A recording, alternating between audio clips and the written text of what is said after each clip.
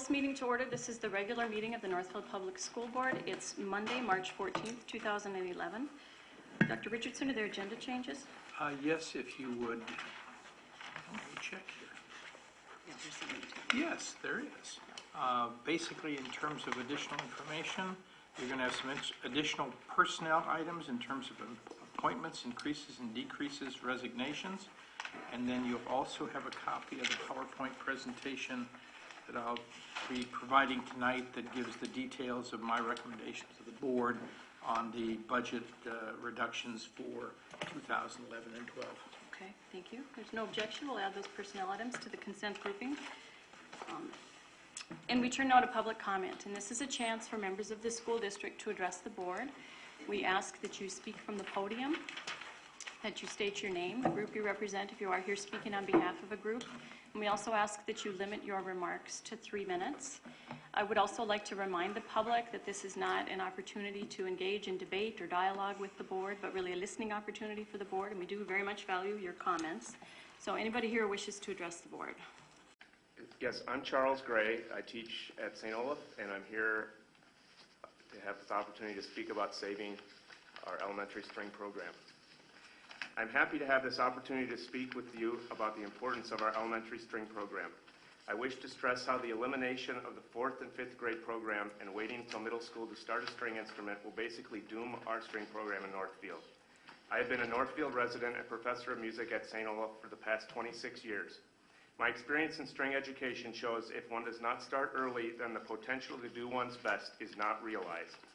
There are so many combined right and left-brained activities that must be firing on all cylinders for a person to be a fine string player. Most of these are optimally developed by age 12. Out of my 25 violin and viola students at St. Olaf, 23, all but 2, started in or before 4th grade, and those other 2 started in 5th grade. String playing is important to the development of basic thinking in all areas of life beyond music. Most of those involved in good music programs are among the brightest students. How important it is to have a doing activity in our curriculum. Creative thinking is so important to life and needs to be part of the whole education. Music furthers learning in all areas of education. Not only math and science, but writing, speaking, building self-confidence, and developing leadership skills are shown to correlate with participation in string education. I am intrigued that among USA Today's top 100 high school students posted every year, many of them play violin, cello, or piano and list that as a major influence on their learning. Playing a string instrument well means a student is learning discipline. Practicing well correlates with how to study well. Getting up in front of an audience and performing well helps develop confidence and leadership. If a student waits until 6th grade, they will not have the patience to learn the intricate details of good string playing. I cannot imagine a middle school student thinking it is cool to play Go Tell Aunt Rhody or Twinkle Twinkle. These are standards in the basic learning of a string instrument. Recently, Northfield has been known for producing some excellent string players. In the past 7 years, we have consistently had 2 or 3 violinists, 1 violist, 1 cellist, and 1 bass player participate in the Minnesota All-State Orchestra. This is highly competitive and a great honor. Only 25 to 30% of those who audition are selected. Northfield alone is providing 5% of the violin players in the All-State Orchestra, 8% of the violists, and 10% of the bass players each year. These players all started in our elementary program, and 1 was even concertmaster of the All-State Orchestra. In addition, almost all Northfield High School students who participate in solo and ensemble contests each year are awarded superior scores. This is a testament to our fine program.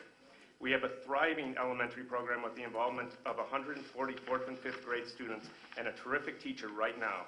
How can we consider eliminating a hugely successful area of our school day and community? We need to realize that this is one of our greatest areas of success in our curriculum. We are so fortunate to have what so many communities in our state do not, and I trust you will not allow this program to be cut. Thank you. Thank you.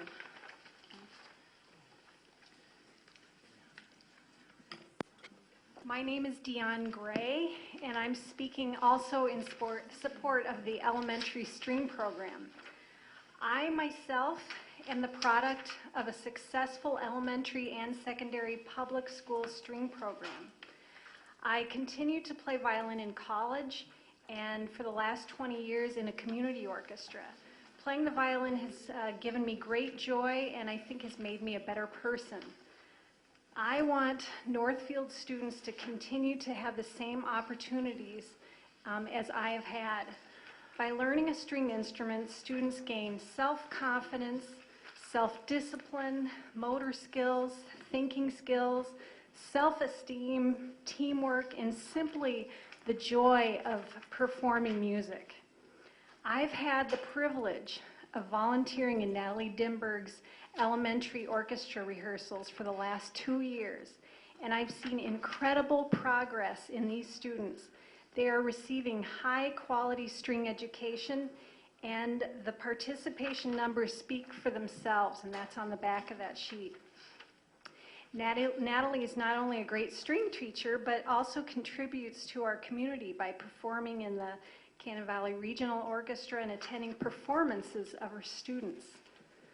If we cut the elementary program, student participation in the secondary schools may drop up to 65% within 2 years, according to research by John Benham.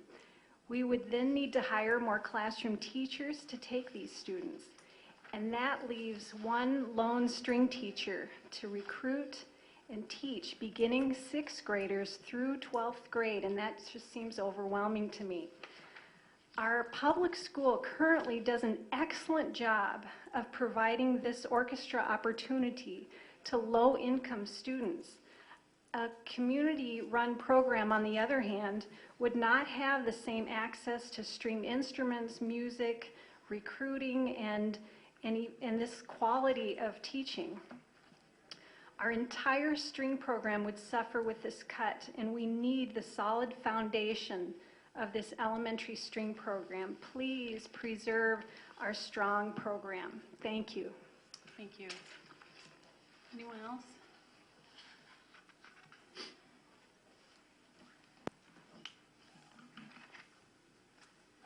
My name is Wendy Russell. I'm a licensed kinder music educator trained in early childhood music, a nationally certified independent music teacher, a mom, and a resident of Northfield, here to urge you not to cut the elementary band and orchestra programs. Academically, music gives you the biggest return on investment. There are only 2 academic subjects that impact all areas of the brain: mental, emotional, social, physical, and spiritual. Those 2 areas are music and art. Early childhood music extends from 0 to 12 years old, when it can benefit brain development while neurons and neural pathways are being formed.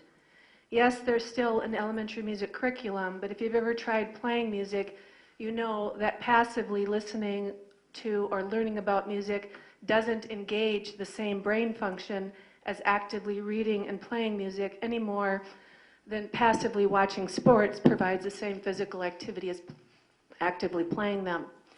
Yes, there will still be middle and high school programs for those who elect to be in band and orchestra, but the windows for brain development are closed.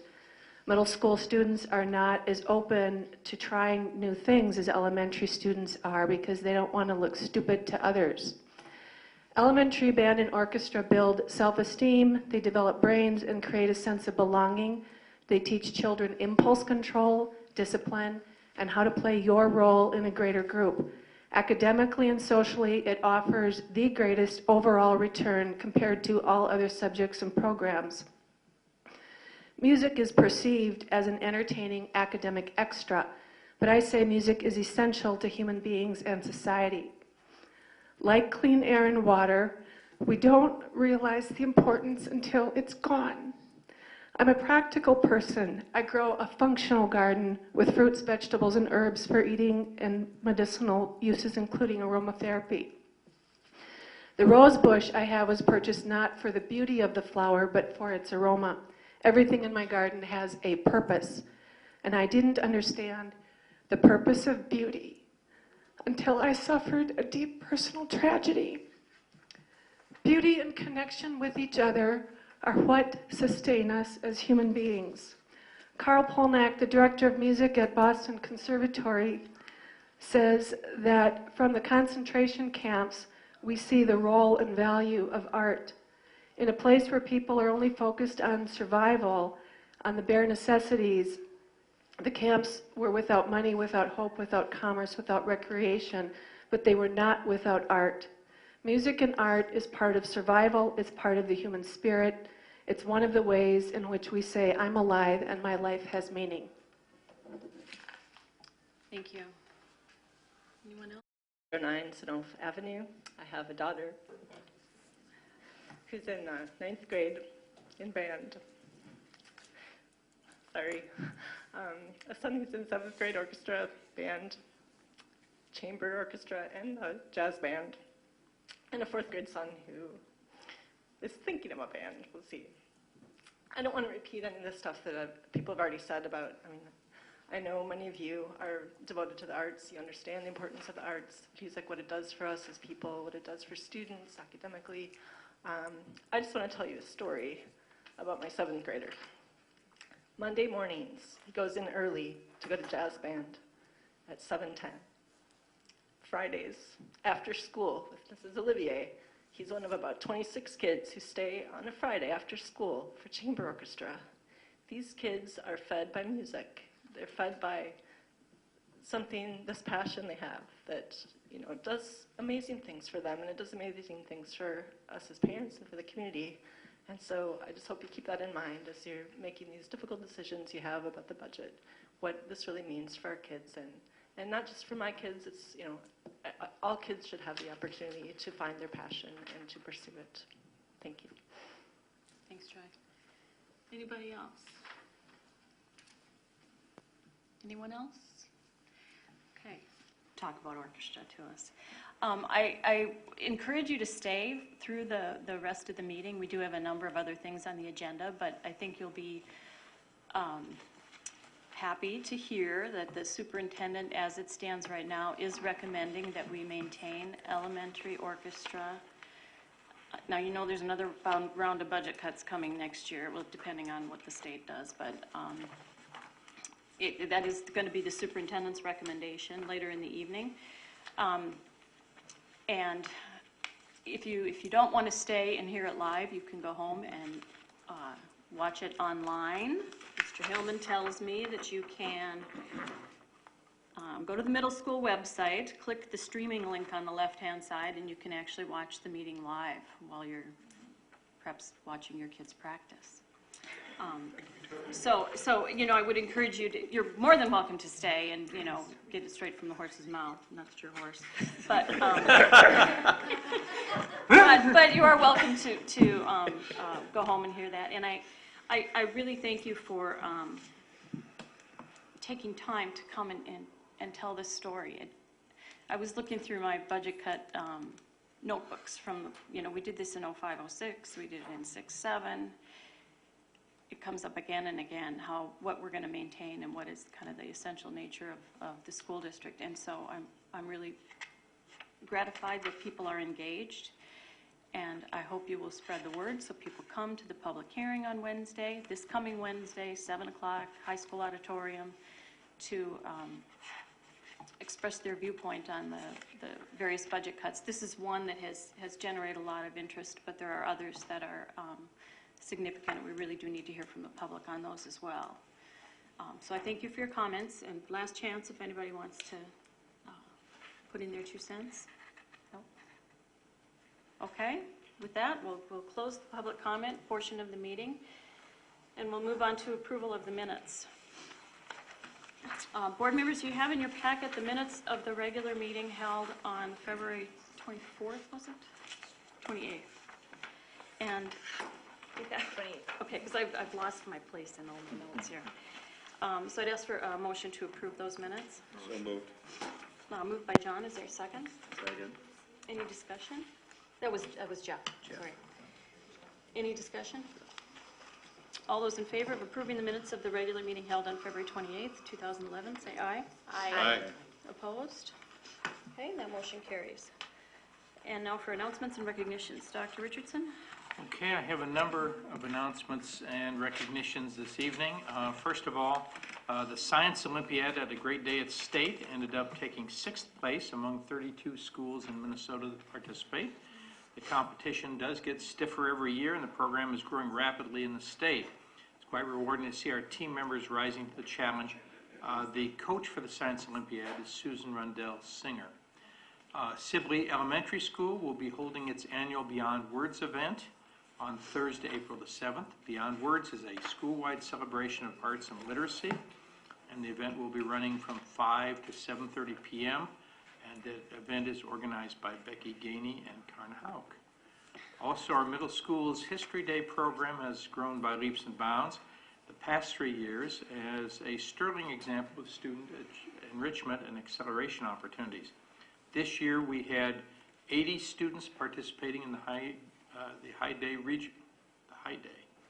Regional Competition in Mankato, and 17 students qualifying for the State History Day competition on May the 1st. We're very proud of those accomplishments, and I'm going to share with you those who received honorable mention and those that are going to state level, and I do apologize in advance because I may not have all of these nailed down, but I'm going to do my best. First of all, honorable mentions included Jake Thomas, Kayla Hepler, Tyler Hepler, Nicholas Gonnerman, Caitlin Wolf, Gregory Pelletier, Betsy Sherman, Amelie Christensen, and Brooklyn Knight, and all of them did receive honorable mentions for their projects. Students that are going to be advancing to the state level include Laurel Martinson, Sineva, thank you, Bratland, Sky Soniga, Bonnie Hoekstra, Cooper Nelson, Christoph Zweifel, Ellis Ojara, Jack Rosemiller, Luke Shuey, Eric Lundstrom, Emma Byer, Hannah Johnson, and Bryn Hartley, as well as Amelia Weir, Andrea Thurnhere,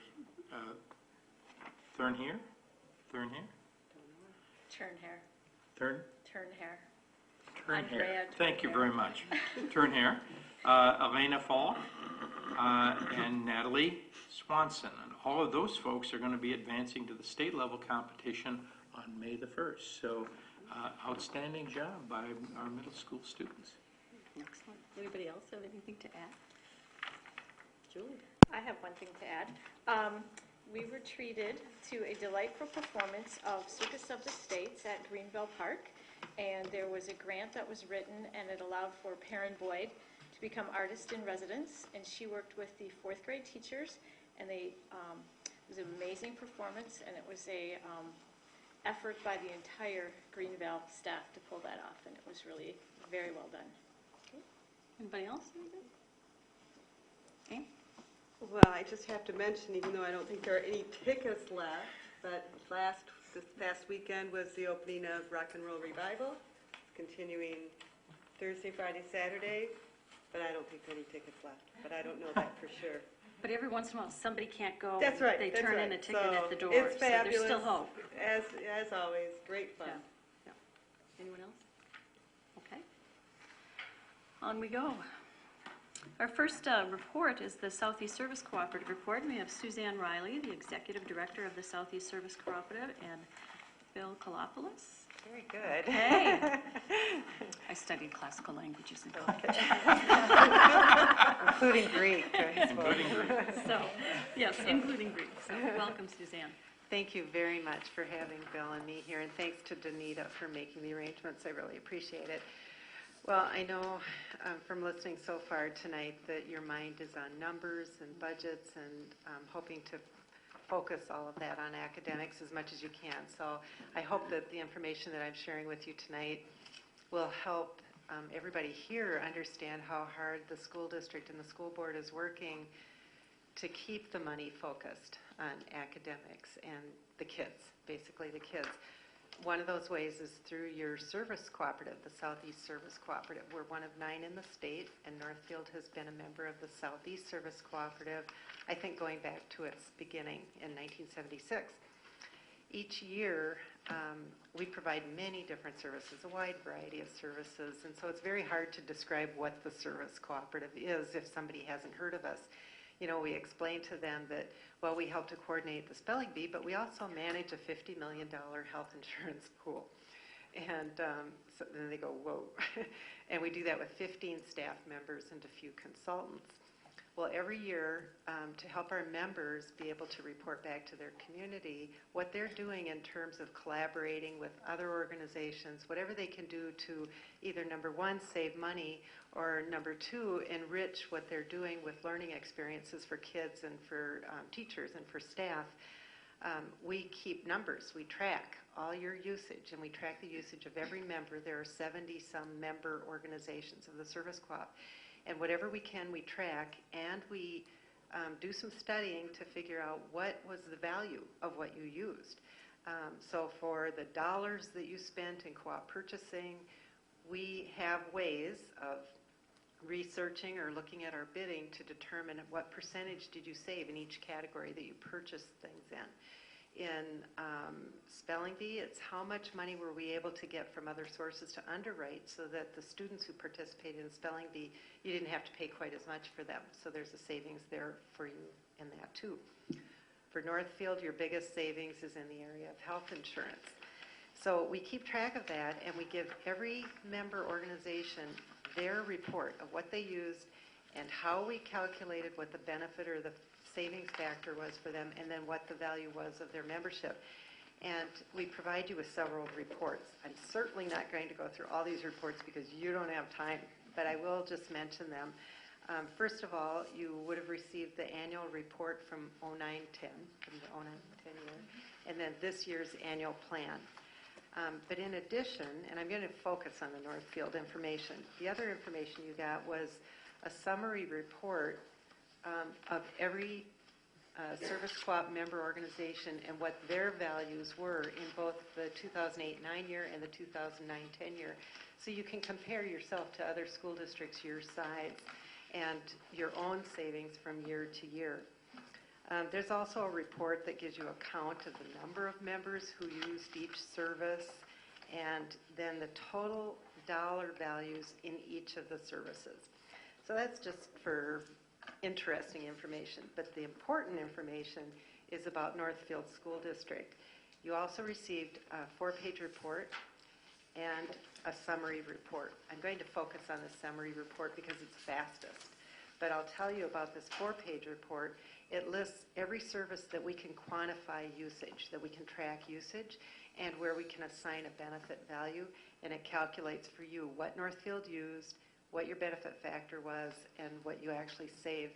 And at the end, on page 2, then it gives you the total amount of your gross value minus your membership and then your net value. And you see that you received something like about a $9,000 return, or 9,000% return on your investment, which I think was good. But let's figure out just quickly how. That's good, yeah. So you can tell that to your legislators when they, your legislators when they tell us we need to cooperate. You can tell them we are already cooperating in many different ways. So how did you get the savings that you got? Partly it was through the online health and safety classes that you purchased. In that case you got a refund because I think you ended up overpaying for that the year before.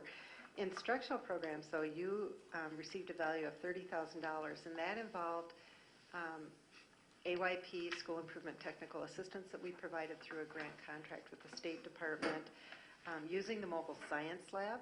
Your teachers who were trained by mail get use of the lab.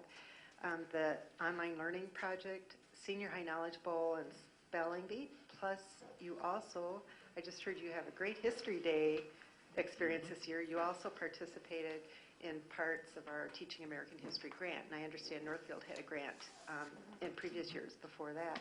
Plus, you also participated in Young Authors, Young Artists Conference for kids in grades, I think, 4 through 6.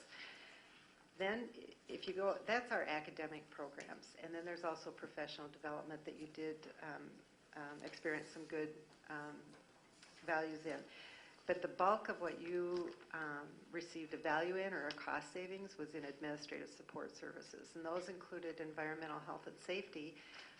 You may know this, that the Service Co-op takes bids or quotes and then contracts with a firm to provide technical assistance, and they obtain a discount because we buy in volume and we service a single account. So for the Institute of Environmental Assessment, when you see those bills, you know that you're getting a discount because you're doing that through the service cooperative. Also, then, I did mention co-op purchasing. You buy some things through the co-op purchasing program, but the big area is health and benefits, and there are several ways that you're saving there. One is through the group health insurance. The amount that you see there, the value of $201,000, is basically just the 4% that you save by being in the pool. It does also include the value of Bill Klopplis, who has actuarial experience, pharmacy experience, and pool management experience. And part of your premium, your rates, are paid to the service co-op, and then we turn that around in two forms. One is with consulting, all the consulting that your group health insurance committee wants from Bill. He's at your disposal.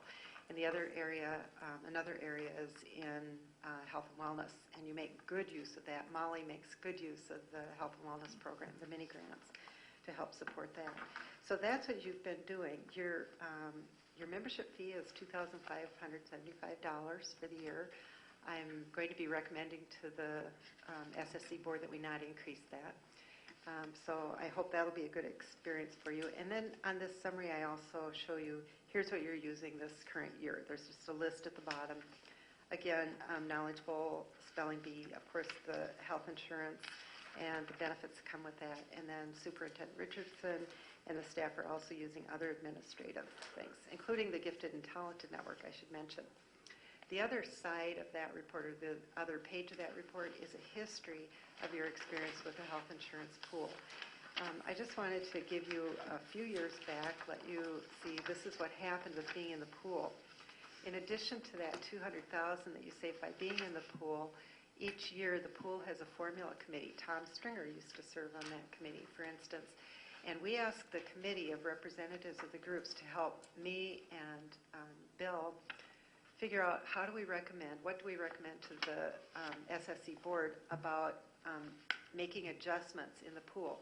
Each year, some groups need help. They need some kind of rate adjustment in addition to Bill's consulting and in addition to making other decisions that they need to make. Other years, the group may be contributing to the pool to help out another group. So this is your history, and what it shows you is that the years that are in green are years that you were helped by the pool by so many percent. Your rate was reduced by the formula committee's recommendation and the board's approval to reduce your rate less than what was needed. The 1 year that is in kind of that orange is a year that you contributed to the pool. You had earned a negative 0.2%, but you ended up taking a 0. So what you ended up was a 6-year average of 1.3% per year benefit of being in the pool in addition to the $201,000 savings. So does that make sense? Or any questions about that? Okay, great. That is basically what I wanted to report to you, but I also wanted to thank you again for letting me be here. I don't always get to meet the board members of our member organizations, and then to ask you if you have any questions for me or for Bill. Okay, thanks, Suzanne. Anybody have any questions? Okay, I actually had a couple. Okay.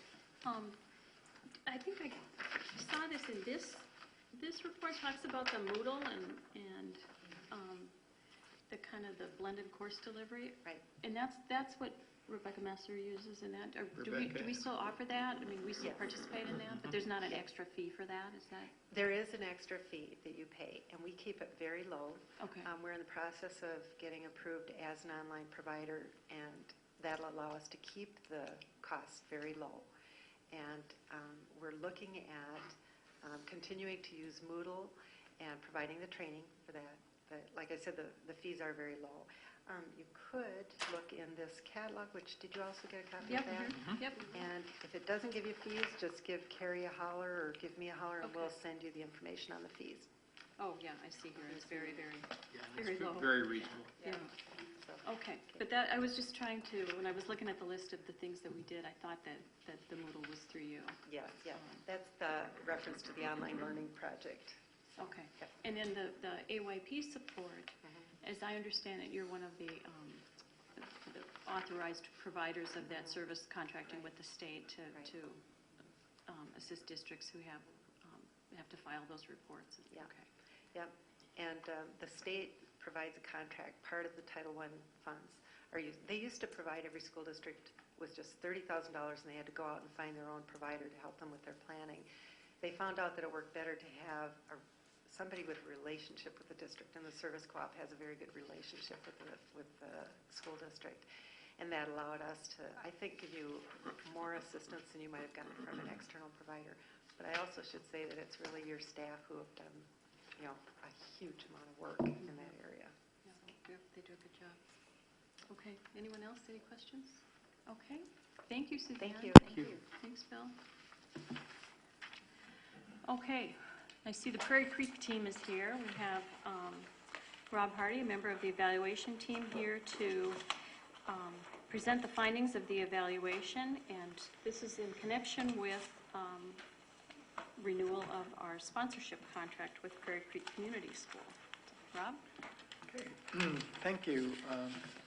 Thank you for having me here, and I want to thank Prairie Creek Community School and Caroline Jones, the director, for inviting me to be part of the evaluation team. It was a really fun experience, and it was a really exceptional team, which included Ryan Framinga, who some of you know. He's a math teacher at Art Tech, and he works with Ed Visions Cooperative, which provides financial support for services for charter schools, and also Carol Knicker, who is a professor at Bemidji State, and Walter Enlow, who's a professor at Hamlin in the education department.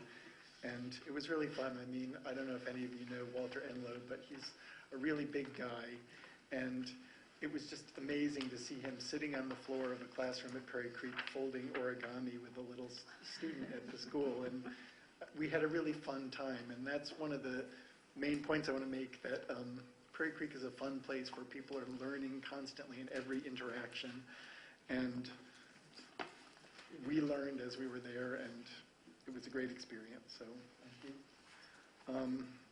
So first I want to start out with sort of the key strengths that we saw at our visit, which took place over 2 full school days in February. First is that the school has a very clear and shared sense of its identity and its mission. It really knows what it is and what it's about, and everyone shares that, and everyone is constantly working toward the same educational goals. That Prairie Creek is also a very genuine learning community in which everyone is engaged in learning and teaching together. I mean, education is going on, as I said, in every interaction at the school. Not just between students and teachers, but between students and students, between parents and teachers, between board members and staff members. Everybody is engaged in learning and making this a strong learning community. Ryan and I spent some time talking to the teachers, and we were really impressed at how reflective they are about keeping true to the progressive educational philosophy that they have, while at the same time holding to the very strict state academic standards, and how they're always thinking actively about how they can be progressive while doing well on the tests and making AYP. So that was very impressive. And as I said, it's an environment that's fun as well as intellectually enriching. So it was just a pleasure to be there. While we were there, we looked at the report that was written by the evaluators from a previous visit, and just to see if the recommendations that were made then were followed. And one of the key recommendations was just for more clarity in the financial reports. And one of the important things that Prairie Creek has done is hired Keith Johnson as their chief financial officer, and he's really made the financial reports very clear, and he's educated the board on the financial reports so that when they go through the financials every month, they really understand what's going on, and they can really see from looking at the report what they need to know. And another recommendation the last time was that there be some improvements in the special education program, which had been, Carol saw great improvement there, both financially and in the satisfaction of the parents and of students moving out of the program because they've been successfully served. So that was really strengthened, we saw. So I guess the first part of my point is all the main positive things, which are very strong, as you can see, and then I just want to move on to the kind of challenges and opportunities for improvement that we saw. The first one, as you are all aware of here, is that there have been economic uncertainties in public education which affect charter schools, and of course Prairie Creek is not immune from that, and they've had to make some sacrifices in, for example, teacher salaries, but in general they're in a very sound position. One of the recommendations last time was that they institute a fund balance policy and keep track of their fund balance, and they've instituted a very good fund balance policy. So I think financially they're very conscious of where they are and that they're making good decisions. As you're probably aware from looking at the report, because I included a lot of pictures that I took, they've got a much bigger building than they did the last time that you reviewed them, and that's posed some challenges. The original building was kind of all centrally around this gym area, and now it's kind of more spread out, and they've been very conscious about having to figure out how they're going to, what this new configuration of space, how that affects their program and the interaction between people in the building and traffic flow, and they've done a very good job about thinking about how this new physical space is affecting them. So it's posed some challenges, but we really saw while we were there the school working to make that an asset rather than just a problem. And I think that was kind of the thing that came across the whole time we were there, that they were really educating themselves about every challenge that came up. One of the problems that may have come up with the increase in the size of the school, which increased the size of the staff and it also increased the enrollment, is that things that had happened in the past, like school and board retreats at the beginning of the year, didn't happen. There might have been some burnout from the building process, or other things might have pushed it off the agenda, but there was some feeling among the staff that there needed to be better communication between the staff, between the board and the staff, like more detailed agendas, for example. And in the past, they'd had a board retreat with the staff just to get to know each other, so that when the staff saw a board member, they knew who they were. And I think they're all very committed to creating a real community where everyone knows each other and is working together. And there's never really any lingering ill will when there's any problem, like someone doesn't get the message or something. They're all just trying to make it better. So, and then another, since I'm kind of the reason that I was chosen to be on this is that I'm the chair of the board of the Canyon River STEM School, and we all know in the charter school world that there have been a lot of changes to charter school law recently, and you were just recently reapproved as a charter school authorizer, and that's another kind of uncertainty. People want to know, what does this mean for us? How does this maybe change the relationship between the authorizer and the school? So one of the recommendations is that when you carefully craft the new contract, which of course we're going to recommend that you do, that you make it very clear how the changes in the law affect the relationship and what new things you might require of the school. And then there were some very technical things, like Ryan recommended an examination of the school's asset tracking system and adjustment of the capital assets threshold, which is something that I should really know much more about, but I don't. And adoption of specific procedures for collecting and depositing money. I mean, just, I think the feeling was the more procedures and policies that you have written down, like when you get field trip money, what steps does it go through, that those are all written down, especially, and also having a personnel handbook. Some of this is really we thought important now because Caroline is retiring and there will be a new director hired, and so we wanted to just make sure that as the transition is made, that everyone is clear of what the procedures are and what the responsibilities of each member of the administration are. So we're hoping that, they really gave some thought to making those things clear, because there's kind of this institutional memory that's sitting right here, and we wanted to make sure that that was carried on. But the bottom line is that the whole board had a great time visiting Prairie Creek School, and that we enthusiastically recommend that you, the Northfield Public School District, renew your contract as authorizer for the Prairie Creek Community School. And I'm happy to take any questions that you have. Okay, thanks, Rob. Anybody have questions for Rob? Comments? Ella?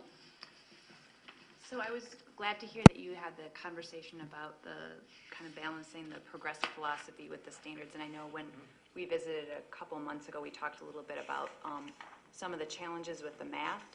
And I don't know if you, as part of the external evaluation, if you kind of looked at some of the challenges going forward. And looking at the report from last year, it looks like the cohort that'll be coming up, the third graders are going to be fifth graders. That had been a challenging year, so it'll be, really good to see some of the focus that has been happening this year with that, to see. It's hard to tell from the work sampling assessment how that works with the full state high stakes testing, and I didn't know if you had kind of looked at that at all, or some of your conversations. Just my general impression, I remember one teacher said, every time we start teaching facts, we think, are we being true to progressive education? And so, they're always thinking about what is the balance. And I spent about an hour in a second grade classroom watching a math lesson. And this is kind of anecdotal, I'm not looking at data here, but I was very impressed at the fact that and part of this has to do with the smallness of the class size, that the teacher is able to kind of give really individual attention. And I was just impressed at the way there were different groups around the classroom, and that she was able to kind of differentiate on the fly. She was, the people who understand this concept are over here, and she was going from group to group. And I think, that to me was one of the real strengths, is that it was kind of tailored to each student, and there was a really intense awareness all the time of the level of understanding of each individual student. And that I can't really speak to the overall picture of the curriculum, and at that point, Walter could probably do that, but I was impressed at the way that they were really thinking about how they were handling the math part, because they were aware that that was a challenge. And I think the great thing about this school in general is that when they see a challenge, they're going to put all of their attention into making sure that they do the best job possible with that challenge. So, Rob, this part that I read, was a little confused about. And this is from the special education section in the report you put together. And I just kind of wanted to see how this worked. This is starts out with a special education department description, but then it goes into technology here. It says, however, technology as a whole is intentionally absent from the classroom. There's no media center, as the term is currently used, or computer lab. The school has decided to focus instead on developing critical thinking skills and habits of the mind. Does this mean that there are computers nowhere? Or is there time for technology? Is technology being ignored? Or can you explain a little more? There is technology. I think, if you look at the picture of the media center in the back, there's like two computers. One is like a teacher computer, and one is the catalog. But they don't have a media center. Right. Yeah, it's the library, and what you see are books. And I think that, the focus is really on the interaction between teacher and student. And when there is a need for technology, they'll find the technology that they need. But I think they're not using that as kind of the focus of their instruction. And I know I'm not in special education, but I've worked with Prairie Creek students on 5th grade projects, and they're very good at finding the information they need. I mean, they have the same Googling skills that we all have, but I think the focus there is on the actual interpersonal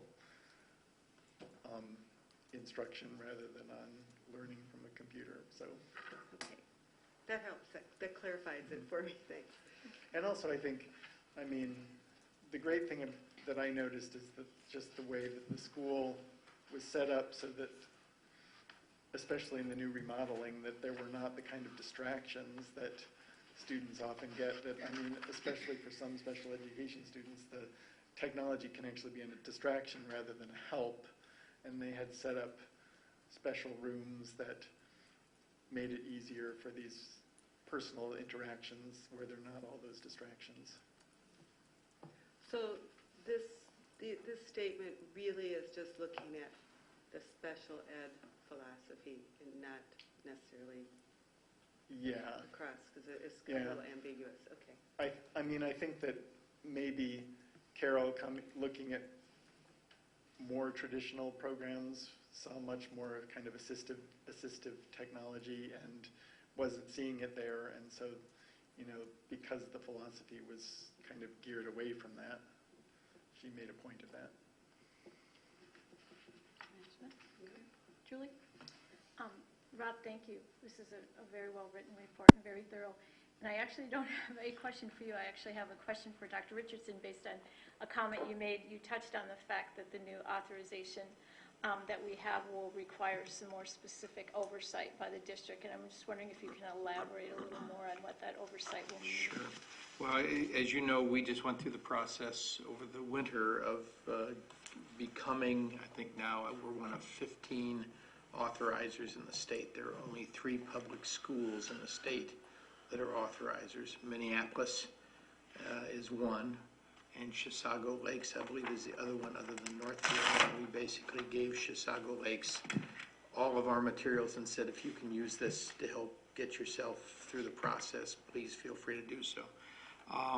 I think that what we're going to see that's going to be different is the level of direct interaction. I think the interaction, and I think we've had a really good relationship with both Prairie Creek and our tech, but it's been one where I think we've said, come to us when you need help. We'll check in if we have a question about something that's going on. We'll address anything if there's a compliance issue.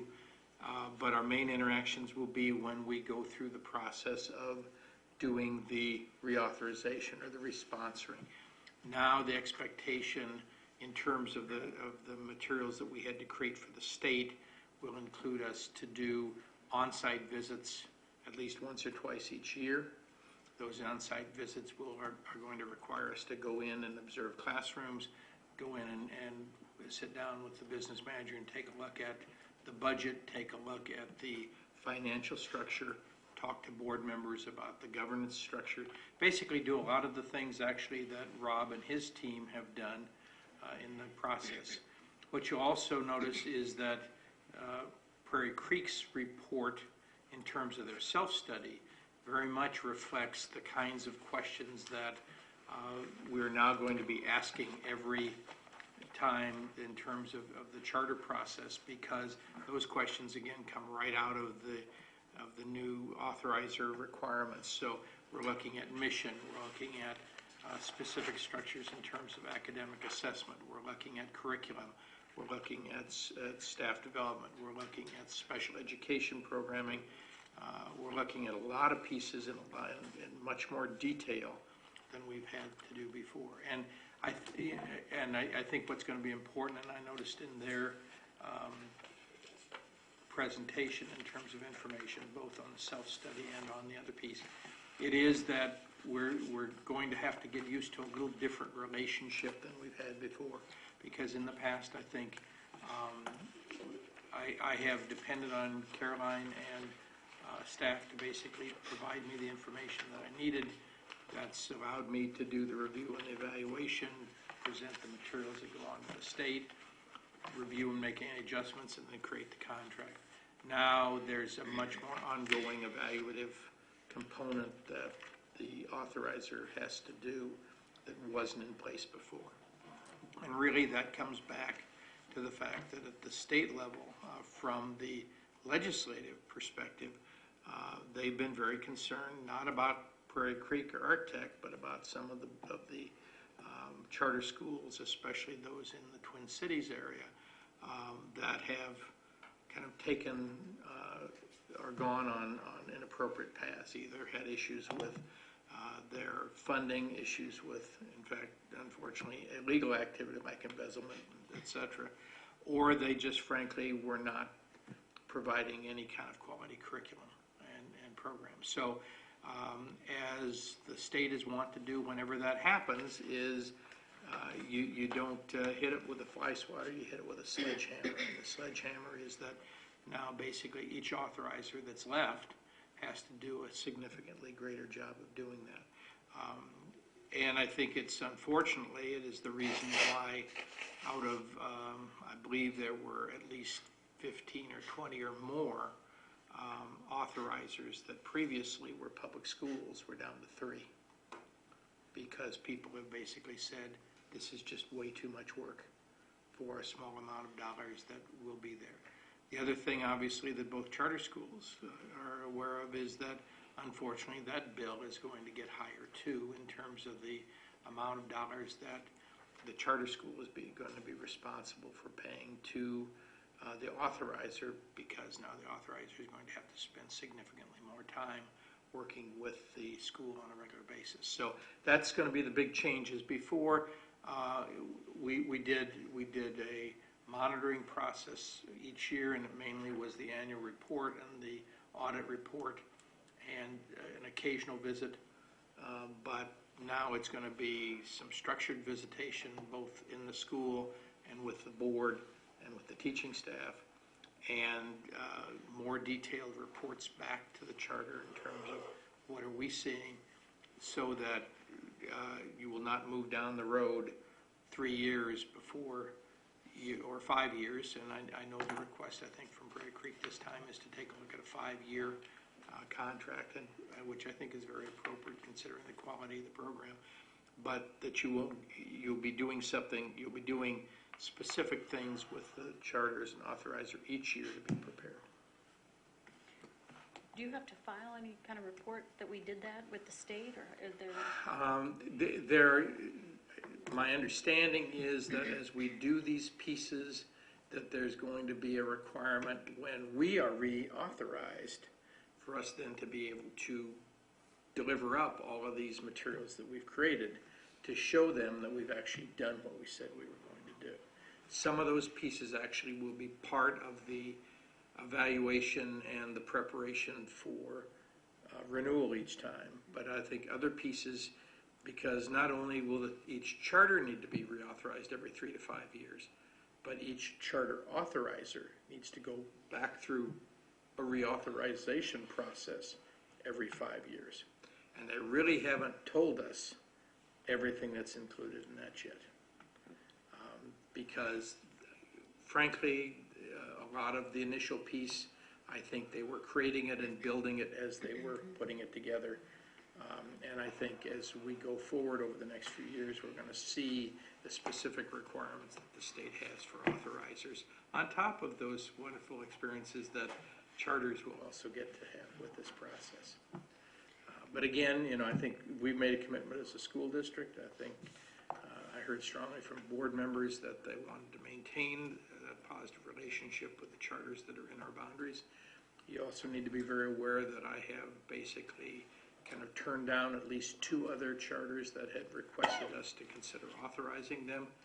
And mainly the concern I have is that when we have somebody that wants to have us be the authorizer and they're in Le Sueur Henderson, or they're in Northeast Minneapolis, we feel our ability to do any kind of reasonable job of a much more intensified authorization process just isn't there.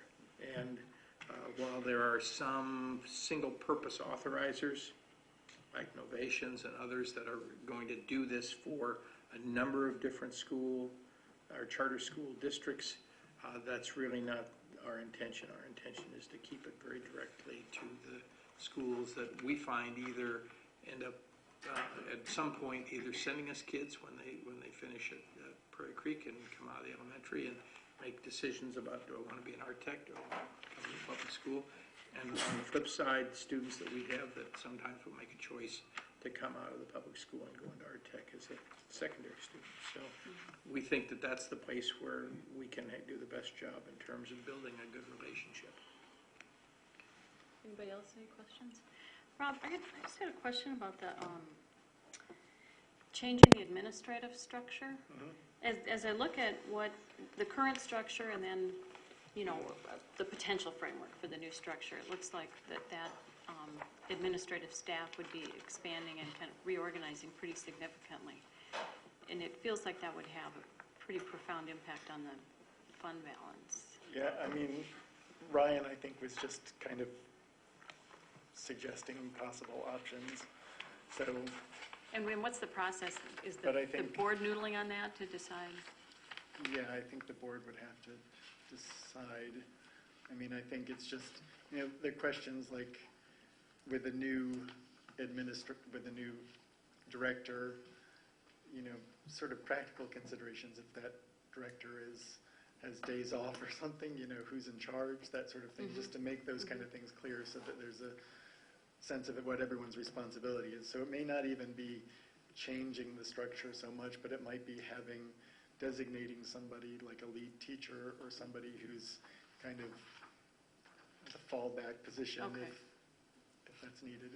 Okay, okay. Well, I applaud you for working on that succession plan because Carolyn really has been the face of that school for so many years, and to try to capture that memory and keep it going moving forward, I think is a big task. And but I applaud your planfulness in that. Anyone else? No?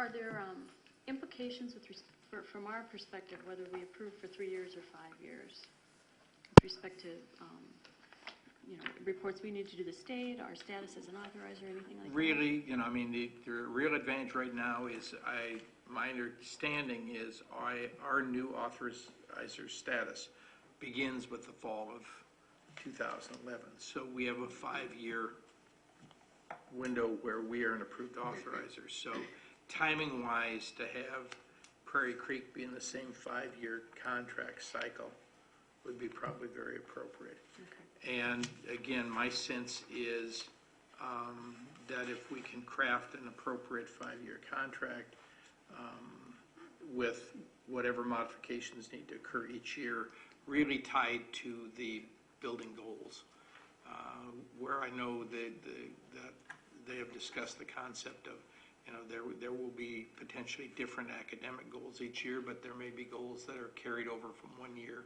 to the next. We'll need to structure so that we identify those pieces, which was also something that the department requested even in our last responsoring 3 years ago. They requested that we create a strategy that allowed us to identify what the new goals were each year so that those could be tied into the process. You know, I think Rob has kind of hit on kind of one of the key issues that I think both Art Tech and Prairie Creek have, that there's a constant, what's the appropriate word, cognitive dissonance in terms of the fact that in the progressive world, and I think it was even described in here that almost the concept of a standardized assessment is almost the anthem of what you want to do, that in order to be a public school, in order to receive public funding, you need to operate under the NCLB law, you need to operate under the MCA testing rules. And so there's this constant effort of trying to look at how do we make sure that we can measure ourselves against the goals set by NCLB and MCA testing, so that you're looking at standards. At the same time, looking at how do you grow kids individually and help them, you know, to grow in terms of their ability to interact and think. And it's an interesting tightrope walk. And then forward that to the Department of Education.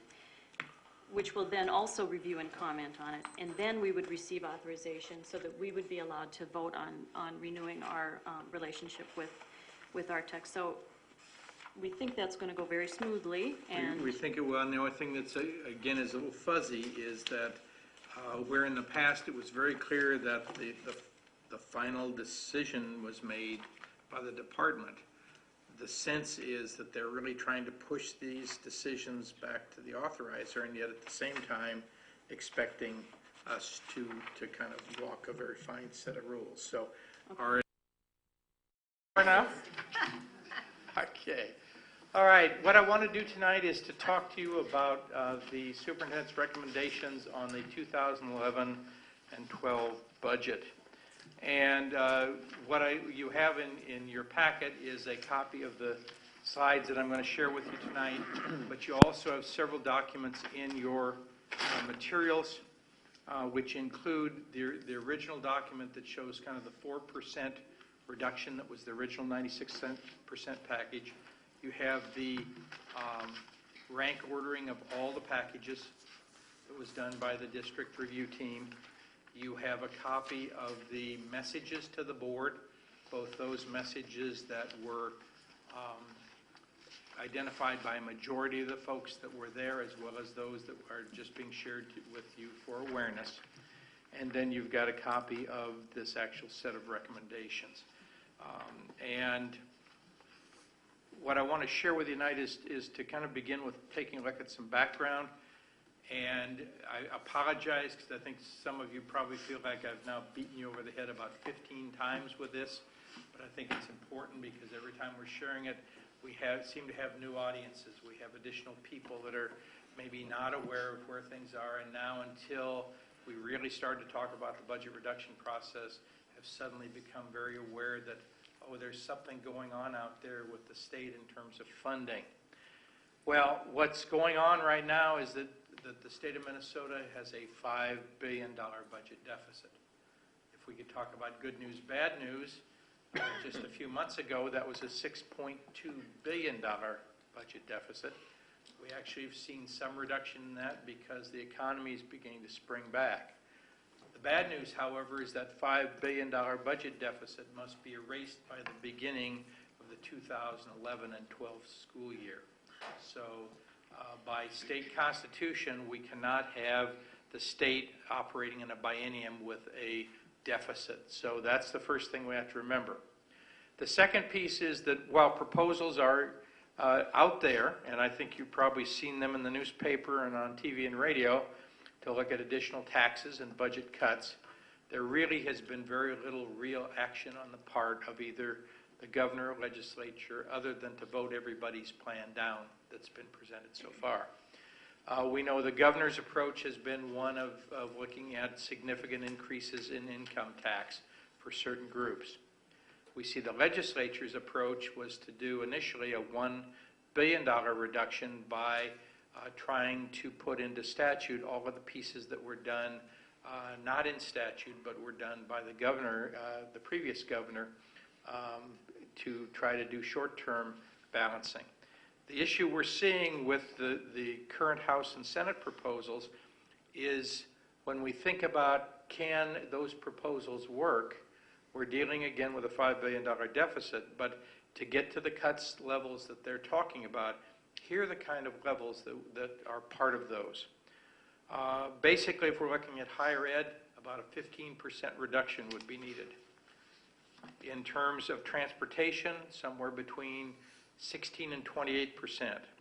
In terms of economic development, about 50%. In terms of judiciary and public safety, about 3%. In terms of environment and natural resources, about 30% reduction. In terms of state government and veterans, somewhere between 34 and 53%. Ag and rural development, about 11%. And then health and human services, which is the other big elephant in the room. Because if you think about the budgets, again, the K-12 education budget is 40% of the state budget. About another 35% of the state budget is health and human services. They would be looking at an increase under the House and Senate proposals of about 5%. And you're saying, well, how can that be? How could they get an increase? Well, and still be looking at significant cuts. Well, it's because, unlike every other area of the budget, Health and Human Services has built-in inflators. And they are developed on what has been the inflationary increase in costs for Health and Human Services provision over the last few years. So for them to take only a 5% increase would result in about a $1.6 billion cut in Health and Human Services. So what we're seeing is we have a lot of things that people have identified as being important, a lot of things that some people would identify as sacred cows, all of which would have to be cut deeply in order for education to be held harmless, which is right now what both the governor and the House and Senate are saying. Frankly, we don't believe that that can be done, at least not without some compromise between the two bodies. Right now, education is about 40% of the state budget, and as a district, we're very concerned about state funding cuts ending up having to be part of that solution, which is why we've operated under that, shared that with you over 2 different times with MSBA's report to us. The next piece people need to understand is this is not our first rodeo. We've been doing this before. The district made almost 14% in cuts during the 2005-06 and 2006-07 years. That resulted in approximately 25 fewer elementary and secondary regular and special education teachers, administrators, and support personnel, as well as decreased support for programs and decreased support for students and staff. So when we went through this process before, it was very painful, and we ended up cutting staff, and the impact on that was that we didn't have staff to support folks, and we had fewer staff to teach kids directly. And the driver, or the thing that we saw out of that, is significant increases in class size at both elementary and secondary. You also know, because we've shared this with you on several occasions, that during the last several years, the district has reviewed the budget and renegotiated almost $500,000 in annual service agreement savings. We went after every area we could look at, from waste management to copier costs to whatever, and looked for how could we knock down those costs, because we knew those were things that this might be a good time to try to renegotiate and get a lower amount. And then third, during the last round of negotiations, the district and every one of the 16 employee groups agreed to 2-year contracts with no cost of living increases and no step increases. Again, a pretty powerful statement on the part of all of our employees in the district that they knew we had significant budget issues, even though we are probably in better shape than 95% of the other districts in the state of Minnesota.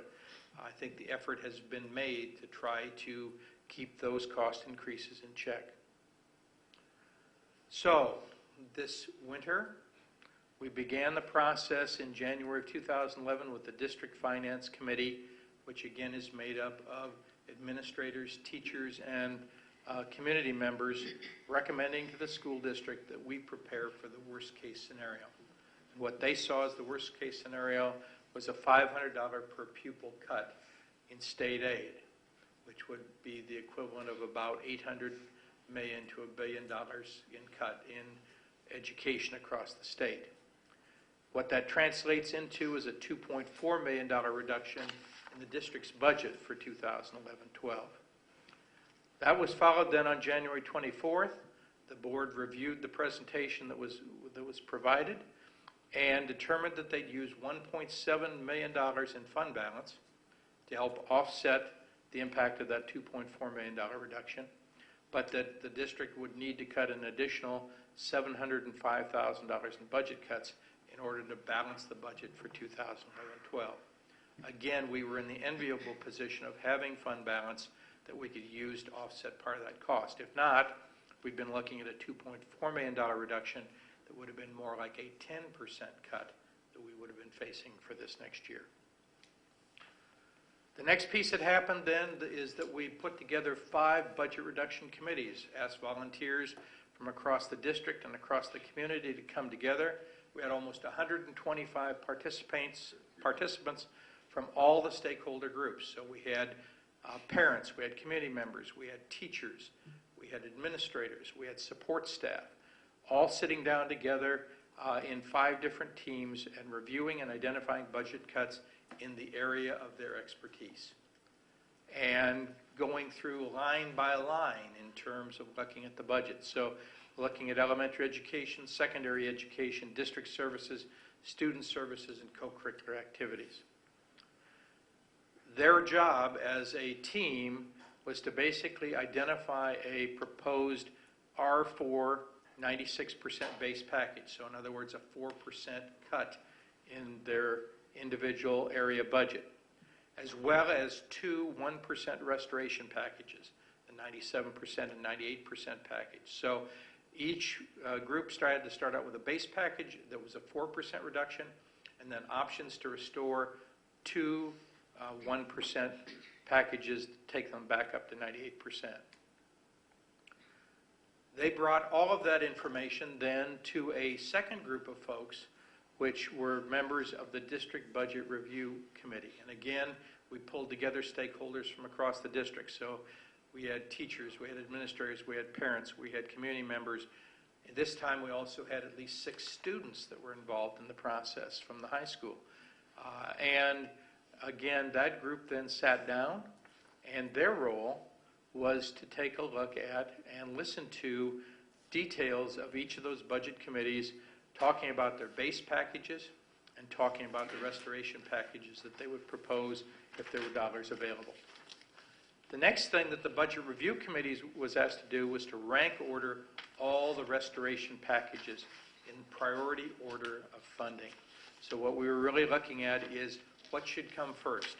If we have money to restore, which package comes first? Is it the elementary package at 97%? Is it the secondary package, and so on? And so they actually went through a process where they put all of the packages in rank order and identified any adjustments or modifications they wanted to make in that rank order, so that by the end of the evening of March 2nd, we had a rank ordering from that committee of all of the packages that were presented to us. We also asked the Budget Review Committee to provide messages to the board.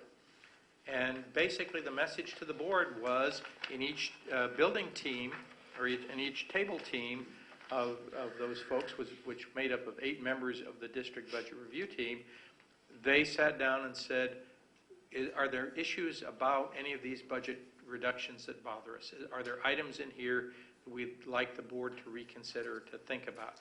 Are we comfortable with the pieces that are there?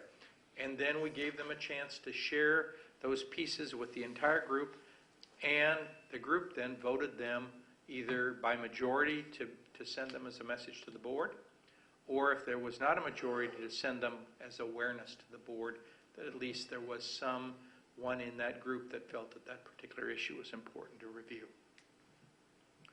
Tonight, as a board, you are basically listening to the budget recommendations from myself in terms of what restorations do I believe should be made that reflect the District Budget Committee's priorities, and then are there other restorations that I believe you should consider that are above and beyond those that were recommended by the District Budget Committee.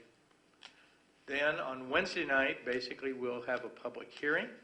That'll be an opportunity again to share these budget recommendations, and also for you as a board to receive public comment about the 2011-12 budget proposals. And so that'll be another opportunity, just as you had tonight, to hear from members of the community indicating to you what are their concerns about particular reductions, etc.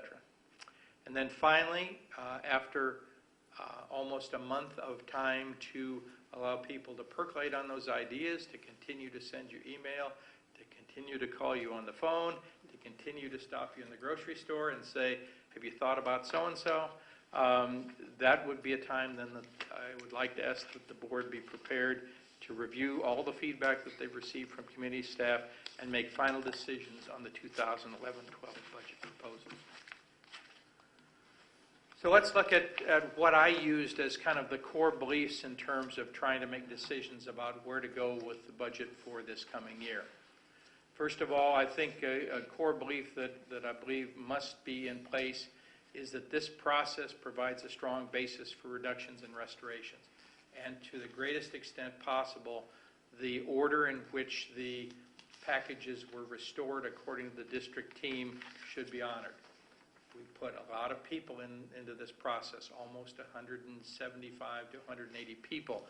We had a lot of good thinking. We had people that immersed themselves in individual budgets, looked at them line item by line item, and I think it's very important for us to consider those recommendations strongly. I think number two is that the role of the superintendent board is to identify budget items that, if cut, would have a negative impact system-wide, and think about how we might try to fund those. Because remember that from the district budget review committee's perspective, they couldn't change the packages that were provided by elementary ed, secondary ed, district services, or whatever. They could only put them in priority order based on what was in those packages. So as a board and as a superintendent, I believe it's important for us to have the ability to take a look at, are there some things that really reach beyond the impact of one particular entity and maybe need to be thought about from the perspective of the entire district. I think the role of the superintendent board is also to focus on the district's mission in terms of making sure that we're helping to have every student be prepared to participate in a changing world, and thinking about what is that going to take in terms of the kind of instructional program and the kind of educational program that we provide to kids. At the same time, your role as good stewards of the community's funding is to try to maintain the strongest possible financial position for this school district, because as you are watching districts around us, and this is going to begin to snowball as we move later into the year, districts that are having to make gut-wrenching decisions about budgets because they don't have any fund balance left. And so their only choice is to make a pure cut to the quick in terms of the kind of programming they're going to provide. And so I think it's really important that we continue to remember that part of what we're doing is trying to maintain that strong financial position. And I think we've done that with a balance of fund balance reduction and reduction in program. I think it's also important as a belief to remember that the state continues to be unable to demonstrate how it's going to balance its own budget. Because since K-12 education does represent 40% of the budget, our District Finance Advisory Committee, which was the group that met back in early January, recommended to us that we look at that worst case scenario, which is that $500 cut per pupil. And they said that because they looked at the depth and the difficulty of trying to do $5 billion in cuts at the state level and said, we don't think the state's going to be able to do this without coming back in at some point and making reductions in funding to schools. And so they believe it's better for us to be conservative than it is for us to hope and wish and cross our fingers that there aren't going to be any reductions that occur. And then finally, based on this potential cut, the district anticipates a $2.4 million shortfall. To meet that shortfall, we're proposing reducing our fund balance by $1.7 million and again cutting the general fund budget by $705,000. So what restorations do I believe should occur? Well, first of all, I believe that we need to restore the entire elementary R3, that's the 3% reduction package, the secondary R3, that's their 3% reduction package or a 1% restoration package, and the elementary 2% reduction package, which would be the second 1% and bringing them back up to 98% of their current budget for the elementary, which would bring the level of the budget reduction down from $960,846 down to $751,346. And remember, our target is $705,000. Then I would recommend that you follow the lead of the District Budget Review Committee and look at reinstating a portion of the secondary R2 package, or the 2% increase package or restoration package, by reinstating an additional .55 FTE of high school teacher and .30 FTE of middle school teacher in the secondary R2 package. This will reduce the identified budget cut to the $705,000 target. So that basically gets you where you need to be right now in terms of the target level for funding for this coming year in terms of the budget reduction. That cut from the general fund would allow each area to be cut as follows. Elementary ed would be cut about $137,000, about a 2% cut. Secondary ed at about $201,000, about a 2.47% cut. District services, student services, and co-curricular activities all cut the full 4%. So when you think about who is impacted the greatest from the reductions we're talking about, all three of the areas that are not directly connected to the classroom get approximately double the reduction in funding to the elementary and secondary education budget. So if we take a look at the restorations reflected in terms of the district budget committee's priorities, what does that mean? Well, in the original 4% budget reduction package for elementary, we were going to be reducing one elementary classroom teacher. This would reinstate that teacher.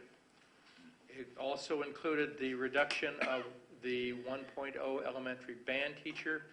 That would be reinstated at 1.0. So both the band teacher and the classroom teacher would be reinstated.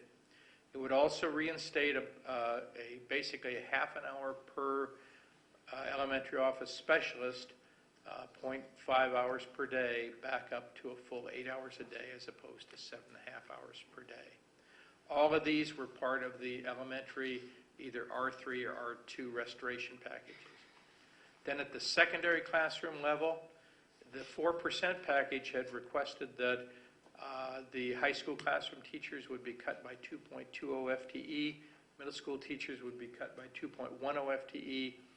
The reinstatement and restoration I'm proposing would restore 1.35 FTE of that high school number and 1.0 of the middle school numbers. So now you'd be down to a remaining cut of 0.85 FTE high school and 1.1 middle school teacher in this final proposal.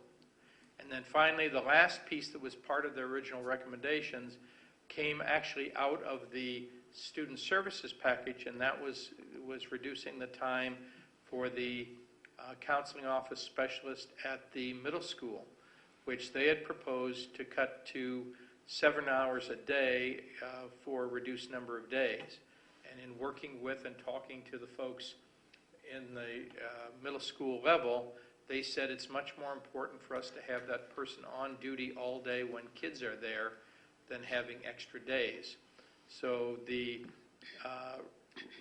restoration to 8 hours a day but down to 183 days has the same impact or cut as the 7 hours a day for 198 days, but gives them the people in place when they need to be there. There are two other restorations that I want you to consider as a board as we move forward. And again, we'll present all of this information on Wednesday night to the community in terms of the district public hearing. First of all, at both of these, you need to understand, were not restored by the District Budget Review Committee. And they weren't restored because they weren't any place in the R3 or R2 packages of those two groups. Both items, however, were identified in messages to the board by 3 or more tables of 8 members each during the District Budget Review Committee meeting. So there were a significant number of people at the District Budget Review Committee meeting that said, we've got some issues around these pieces and the impact that they have on kids. Both of the items directly or directly impact students district-wide in multiple buildings at both the elementary and secondary level. So the difference between this and some of the other pieces that we heard messages about is while the other messages might have impacted a single building or a single individual, These actually impact kids in both elementary and secondary, and also in more than one building. So the two restorations for consideration, first of all, would be the restoration of 5 building nurses from 6 hours and 40 minutes per day to 7 hours per day. The cost of that would be $8,215. Why am I proposing you consider that? Because I think if we take a look at the student population we have today, the number of kids that we have in our buildings with significant medical issues is greater than it has ever been before. Students that basically are extremely allergic to various things and need to be have an EpiPen available and have somebody that knows how to use that and how to deal with it within a minute or two to keep that individual alive. Students that have severe diabetic issues, students that have severe medical issues tied to oftentimes their special education disabilities. It makes it extremely difficult for us to not have nurses on duty whenever kids are on duty. I think the second piece is looking at just the safety and ability to react in medical emergencies. And probably the thing that brought that home more than anything else is last Friday when we had a part-time teacher in the middle school building who had a heart attack and basically was brought to the nurse's office, and because the nurse checked the blood pressure and saw what was going on, knew that they needed to get an EMT in, administered aspirin while they were waiting, and I think it really helped that person to have a much more favorable outcome.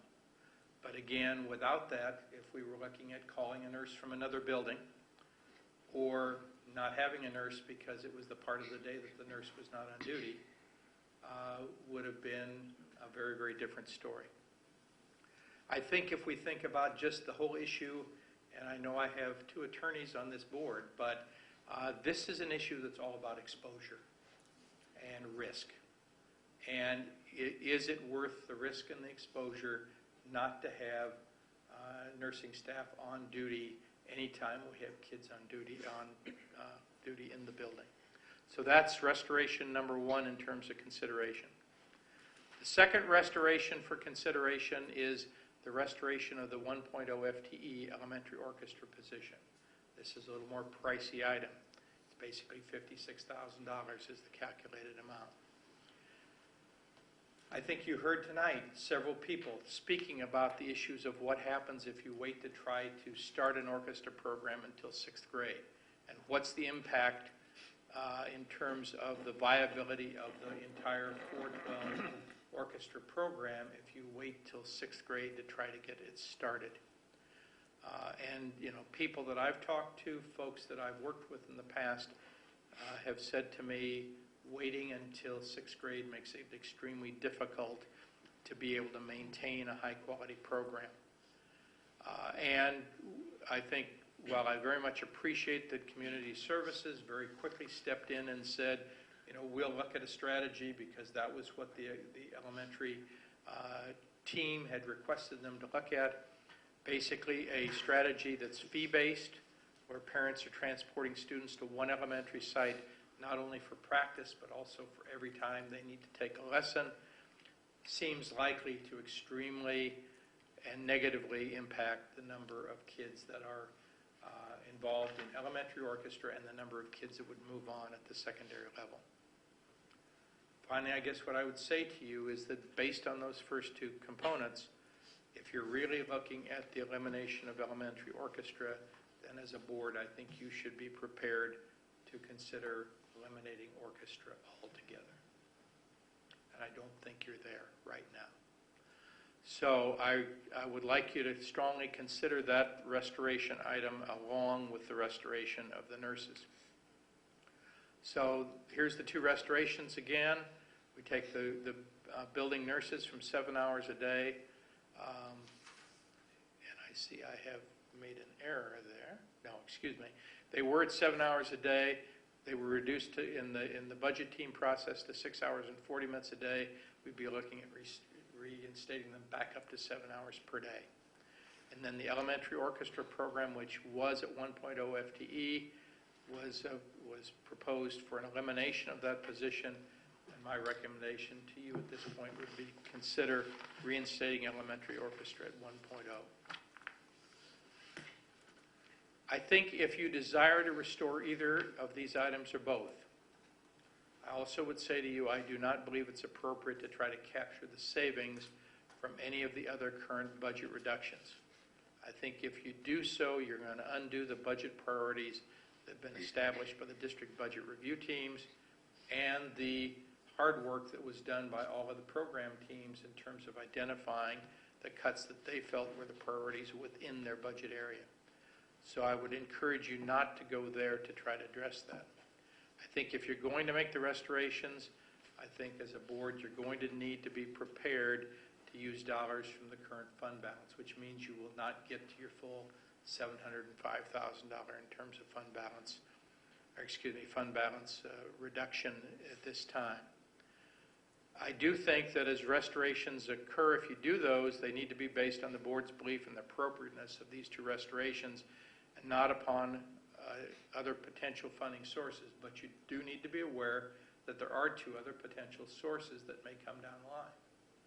One of those might be that the state's final decision in terms of reduction is somewhere between flat and 5% or $500 reduction, which would give you some dollars that you could address. The second piece is that there may be dollars that will come out of the retirement incentive program. Again, we don't know where that is and won't know where that is until April the 4th. So I don't want you to go into this with the idea of saying, well, we're just going to use one of those things and do it, because you may not have that alternative to do it. But I think you do need to seriously consider these two restorations on top of the restorations being proposed by the district budget review team, because I do think there are areas that have an impact outside of the individual buildings. They have an impact that really is outside of what the district budget resource team could do anything with in terms of the manipulation. And I think there are things that in one end basically are supporting safety of our students and staff. On the other side are really promoting the maintenance, at least for this time, of a 412 or a K-12 program. And that if you're not ready to try to maintain that in its current format, then the other alternative would be to eliminate the program altogether. I would be very happy to stand for any questions you might have. Thanks, Dr. Richardson. Before we get into questions that board members have, I just want to thank the people who served on these committees. That was really hard work. Nobody's excited about proposing any of these cuts. Nobody wants to make any of these cuts. But I really thank the people who did the hard work and tried to evaluate where they would do the least harm. And we're really grateful that so many people were willing to step up and do that. The other thing I want to do is thank College City Beverage for providing us the space for that District Budget Review Committee meeting. That was wonderful space, and College City has done such a great job of supporting the schools over the years, and that was just another way that they did that. I guess now we'll open it up for questions with respect to these or anything else that's in the package. Do board members have questions on the proposed reductions? John? One of the recommendations here was also the elimination of an elementary band teacher. Does that eliminate the elementary band program as well? Is that? No, that actually was restored in the elementary restoration packages. So that's already within the recommendations of the district budget review team. That position was reinstated. Okay, so instead of eliminating elementary band and elementary orchestra, we wouldn't be eliminating either of those positions. Is that? That's correct.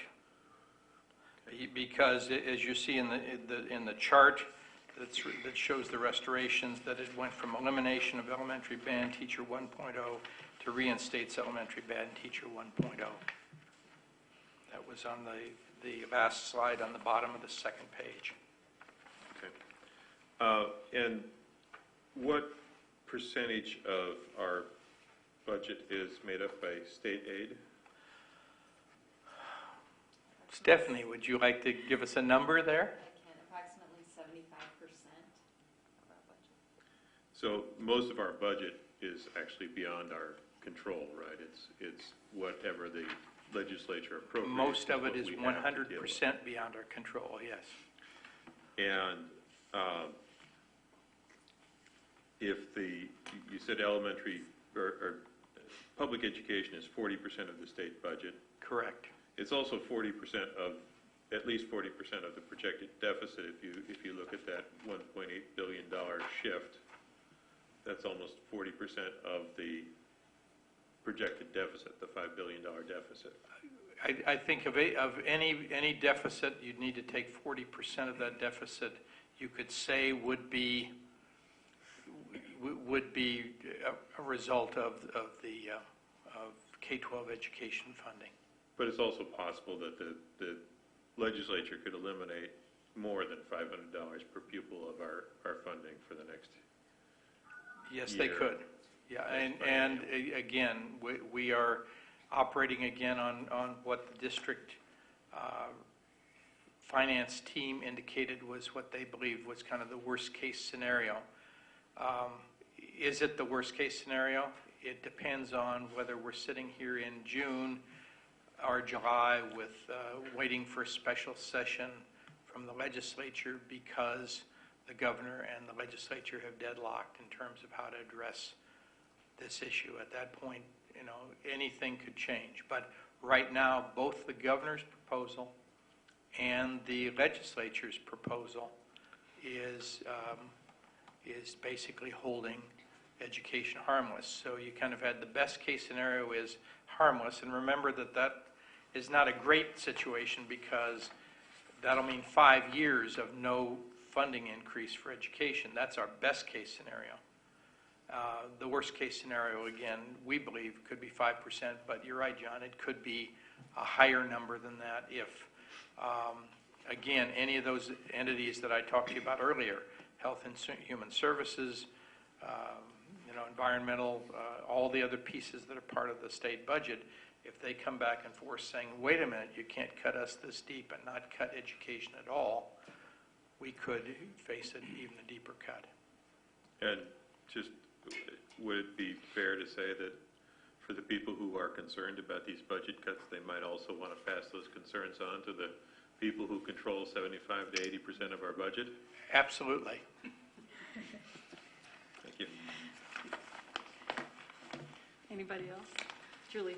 I just wanted to add to some of Carrie's comments earlier in thanking Matt Hillman and Heather Kahinka are here tonight and our local media for getting the budget cuts posted on the website and for letting the community know because we were contacted by many, many people via email. And I appreciate everyone that contacts all the board members with their concerns and those who came forward tonight. But thank you guys for getting that information out to the community. I have a question about the secondary. We didn't fully restore the R2 or R3 package, correct? That's we kind correct. of just took two elements. That's correct. Okay. The only two elements in the R2 or 98% package that we restored was part of the teaching staff that were cut at the high school and part of the teaching staff that were cut at the middle school. So what you'll see again at the last chart on page 2 of your handout is what you'll see at the secondary level is originally at a full 4% cut, high school would have lost 2.2 teachers and middle school would have lost 2.1 teachers.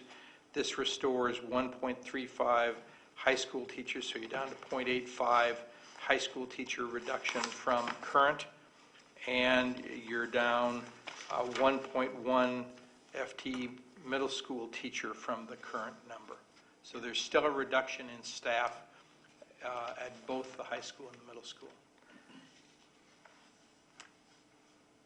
Go ahead. So I had one more comment because then the 98% restoration package would have included restoring the .4 high school security monitor back to its current level. If you had done a full reduction of the 2%, but there was not enough money to do that.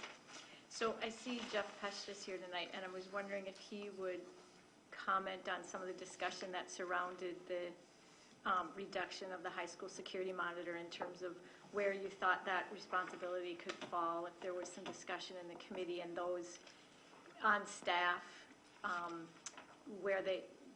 what the thinking was on that reduction in terms of how we would replace the security.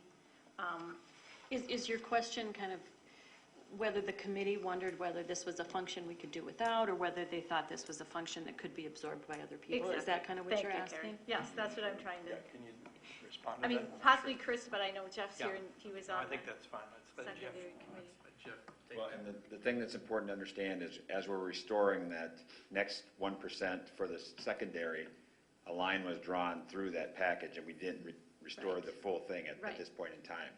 And so there's also a .4 FTE that the high school is losing, that they use, staffing that they use for cognitive coaching. So when you see that all of a sudden the middle school and the high school seem closer together, there's also a .4 that the high school is not getting. And our committee actually said, before you cut into the classroom, please take that off the top, make that be your first staffing cut. Okay. So that's also gone. And then there was talk about if we were able to get that full next 1% restoration, that restoring the security monitor, security staff person would be important. High school people and high school staff and high school parents on the secondary reduction committee did talk at great length about how they value that position. And so it was rated as something to be restored there in that second 1% if we got the full 1%. But the strong message was, if we only get part of that 1%, to make it be classroom teachers that come back first before anything else. And so the high school, to my knowledge, has talked about, if we don't, in any better case scenario, get the rest of that 1%, that second percent back, that they would just have the high school security person start when students arrive in the morning and make it into the afternoon, and then they would use the school resource officer and a combination of other staff to kind of cover the late part of the day, which they felt was, all things considered, the least important part, to have somebody there. Okay. Does that answer the question? Yes, for you? Okay. perfectly. That's, I was just wondering what the discussion surrounding that was. Because again, that was a majority vote consideration by the district reduction review committee. Right, and again, what I did, once we determined that we couldn't restore the entire 2% package for secondary, was to go back to the secondary committee in terms of their notes as far as what the priorities were in terms of what should be restored if there wasn't enough money to restore the whole package. And again, I think as Jeff reflected, the piece is you haven't got all the teachers restored yet, and I think their sense was if we had to make a decision between restoring teachers and restoring another position or another part of a position, we would restore teachers first. Okay, thank you. You bet. Anybody else? Ellen? So I have two questions. One is along the lines of what Julie was saying. I was in a different part of the project-based, program-based budgeting, whether it's being absorbed or eliminated, and that's the 1.0 Gates teacher. And I know the elementary teachers have talked a lot about challenging the high flyers and what they are trying to do. So I'm guessing that this was part of the conversation when looking at eliminating Gates. And again, that would have been done in the program-based, the elementary program-based team, because that reduction stayed in place in both the 97% package, the 1% restoration, or the 98% package, the 2% restoration. That reduction in Gates stayed in place on both of those. I don't know, Nancy, can you share any thoughts, or Dave, in terms of the discussion that was had about the priority order in terms of restoring teachers before you restored that, restoring other teachers before you restored that position?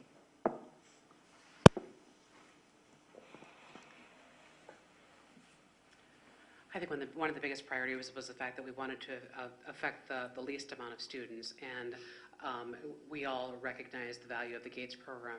It is extremely valuable to our students, but at the same time, looking at, where do you start to cut? We don't have that excess. We don't have a position where we can say, well, that's just a waste of money. So trying to look across the board and look at where we could affect the least amount of students. So that's how that one came up. It doesn't have anything to do with the personnel that's in the position. Right now, the person that's in that position does an excellent job. It was a tough discussion and went back and forth many, many times. So again, it came down to doing what's best for the most students. I'm sorry, go ahead. Just to clarify, Nancy, I think, is it 177 Gates students over the 3 buildings? I don't have that number off the top of my head. I think that's Apologize for not having that. Okay. Okay. Can I just ask you, kind of along the lines of my previous question, is we're not saying, or that committee was not suggesting that that's a function that we can do without, but rather my sense is that that's a function that can be met with the flexible grouping that we're able to do because of the way we've aligned the elementary schedules. Correct. That's the initiative is with the flexible grouping that we have. We're hoping that we can provide the differentiation in terms of instruction to meet the needs of the students at that top 2% as well as the rest of the students. Okay, thank you. Yeah, go ahead. So, and I have a question then to Dr. Richardson. Okay, So, thank you, Nancy. Thanks, Nancy. So some of the comments that we've heard from the community and emails and conversations have been questioning a little bit more about the process, and I thought it might be helpful to talk a little bit more about it. And that is why it appears that some committees had cuts and some committees raised fees or decided not to rehire or things like that, and maybe what the philosophy was of going into it and why, kind of the instructions the committees got and the due diligence that they did. And Sure. And this is probably, I think, the toughest part of this whole discussion is people looking at, and again, probably looking at co-curricular programming. We'll just talk about it. Is the fact that basically almost the entire amount of the general fund reduction that they needed to take came from the fact that they felt that they would be able to raise fees for all of the different participants in all of those different programs. I think that the philosophy or the thinking behind this, however, is that when you really think about how do you make a 4% reduction in general fund, there are 2 ways to do it. One is to make cuts in existing program staff and services. The second is to find other sources of revenue, because what you're really looking for to balance the budget is to either reduce the spending or increase the revenue so that you get back to a balanced budget. Well, by doing the increases in terms of fees to individuals for co-curricular and other activities, you basically have funding that no longer has to come from the general fund to pay for that particular expenditure. That money now is coming from the people who actually use the service in terms of that activity. And so I think while I understand that people look at it and say, well, it doesn't seem fair that somebody has to cut and somebody else can do an increase, in some cases it just happens to be the way it is. But in the end, a 4% increase in revenue is every bit as good as a 4% reduction in staff or program in terms of being able to address the total cut that we have to make. And again, that's a tough discussion. Stephanie, I don't know if you have any better words for me than that in terms of kind of how that plays out.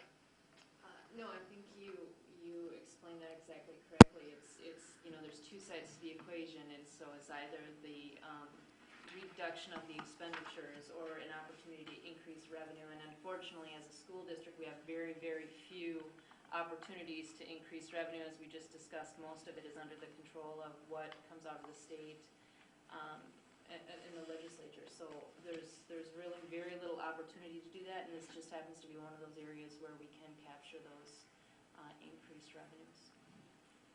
Because in fact, in many of the other areas, there are statutory prohibitions from raising fees.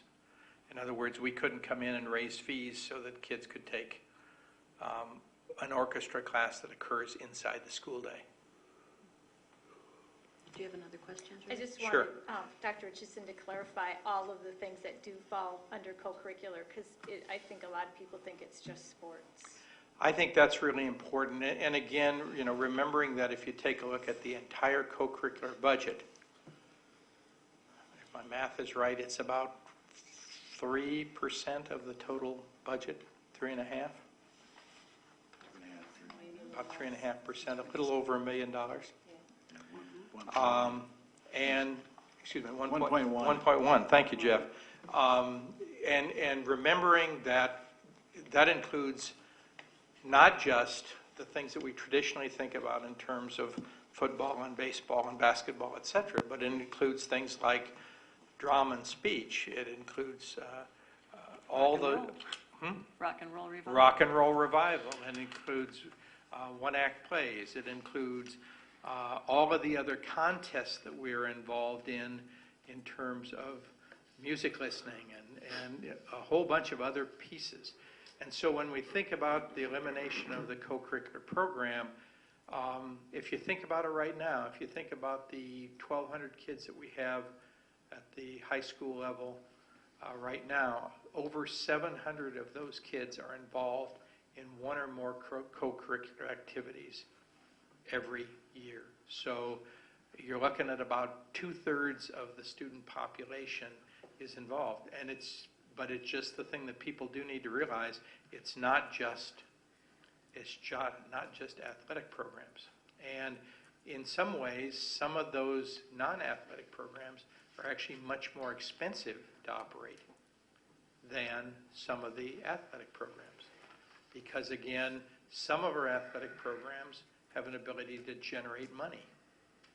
Rock and roll revival generates money, but many of our programs generate very little or no dollars, and yet still have to have staff and programming and buses and all the things that go with them. Other programs like football and basketball tend to generate a significant amount of additional funding through ticket sales, which again offsets the cost of those particular programs. So Julie, I think it's important for people to realize that when you talk about co-curricular, it's a really broad range of kind of everything that kids like to do or want to do that might occur outside the regular school day. And it's everything from things that, traditional athletes are involved in to things that brainiacs are involved in and everything in between. Thank you. Anybody else? Any questions, comments? Thanks, Dr. Richardson. Thank you. I think John makes an excellent point that we don't have a lot of control over our budget, and I would encourage folks to share their concerns with the state of funding in education in Minnesota with our elected representatives. And I also encourage people to continue to share your thoughts with us. You can reach us on the website. We've been getting lots of email. We know you know how to get a hold of us that way. You're welcome to call us. Some people like to have a more nuanced conversation, and we appreciate that opportunity.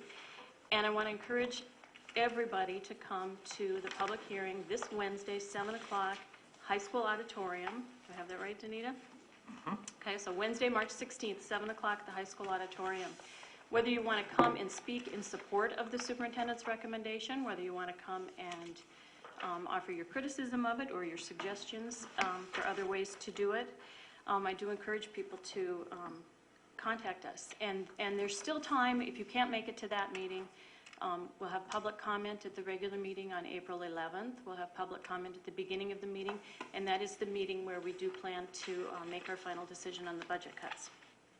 So keep the emails and the phone calls and the tackling us at the grocery store coming. All right, thank you. We have one item for individual action, and that is, I'm getting messed up with my materials here. The resolution, and you have a very long, detailed resolution in the packet, authorizing issuance of individual procurement cards. And I just would ask Stephanie to kind of outline what that is for us. Sure. This resolution is before, There you go. There we go, and then pull it up a little closer to you. thank you. There you go. This resolution is before you tonight with really two purposes. One is to improve the efficiency at the site level for purchasing, to expedite purchases, and reduce administrative costs, paperwork, and allow the flexibility and ability of the site administrators to respond to emergency or time-sensitive requests or requirements for payment to various agencies or vendors. Secondly, this program that's being outlined in the resolution is a rebate program, and so it allows us as a district to capture spending with various high-volume vendors and pay them through the P-card program, which would allow us to generate payment back through the rebate program, and it's based on the annual expenditures of the school district. So there are really three types of cards that we would be looking to issue. One being individual cards, which would be for offered to cabinet level administrators, and again to improve the efficiency of the purchasing process at their sites. The second two types of cards are, one is a department card and one is referred to as a ghost card. And both of those are ways in which we can target those high volume vendors and start paying them through this automated electronic process and generate rebates back for the district as we move forward. Okay, thank you. Anybody have any questions regarding that? Can you kind of describe, just as a practical matter, how this is different than the way we do it now? Well, currently, right now, we have a process which requires requisition to be entered into our system, which then generates a purchase order, a paper document, which is then sent to the vendor, which allows for the purchase to take place. Once the items are received, then we receive an invoice from that vendor and pay based on that invoice, which can be anywhere from 7 to 10 days after that invoice. So the whole process can be from the initial request to make a purchase to the actual payment of a vendor can be quite lengthy.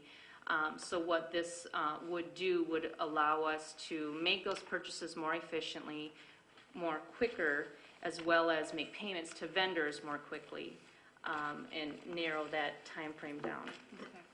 It saves a lot of our own internal administrative time. Correct. It would really save time at the site level. We would have more, of course, internal controls and monitoring centrally from the business office, and we would be defining those processes and procedures and then bringing them forward for your review at a later date if we were to get your approval to move forward. But we feel it would be a positive impact to the site level, removing some of that administrative burden and paperwork that they have to deal with at this point. This solution was sought back in 2003, and so it has been in place for some time and is fairly widely used throughout districts. You mentioned Rosemont, Apple Valley, Egan. They did actually most recently generate approximately $45,000 in rebates for their district. However, saying that they are quite a bit larger than us, but we think that these when we target those high volume vendors, they're going to be purchases we're going to make anyway. And if we have the ability to generate rebates and generate any kind of dollars back into the district, obviously that would be very beneficial. Okay, well, we've We're got looking for every dollar we can find. Every rock. We're looking under every rock. So you have the resolution in your packet. It's lengthy. I'm not going to read the whole thing, but I would ask for a motion to adopt that resolution authorizing the issuance of individual procurement cards. So moved. Moved by Ellen. Is there a second? Second. Second by Ann. Any further questions, discussion? And this needs to be a roll call vote, right? Fossum? Aye. Maple? Aye. Iverson? Aye. Pritchard? Aye. Cornell? Aye. Streffler? Aye. Nelson? Aye. Carries. Okay. On to the consent grouping, and board members, just to remind you, there were a number of personnel items that were added to the consent grouping. Anything anybody wants to pull? Is there a motion to approve the consent grouping? So moved. Moved by Julie, is there a second? Second. Second by Ann. Any discussion? All those in favor of approving the consent grouping, say aye. Aye. Opposed, say no. That motion carries. Items for information, you've got the March enrollment report in your packet, and once again, I want to remind folks that we have the public hearing coming up on Wednesday, March 16th at 7 o'clock in the Northfield High School Auditorium. That's 2 days from now if you're watching online right now. And again, we welcome your comments either in support of the superintendent's recommendation or suggesting changes or things you'd rather see restored. And then our regular meetings in April, Monday, April 11th, that will be an important meeting. That's the meeting where we will take action on the budget cuts. There is opportunity for public comment at the beginning of that meeting. And then the second regular meeting in April on April 25th. And with that, I would ask for a motion to adjourn. Move we adjourn. Moved by Noel, is there a second? Second. Second by Ellen. All those in favor, say aye. Aye. Opposed? And we are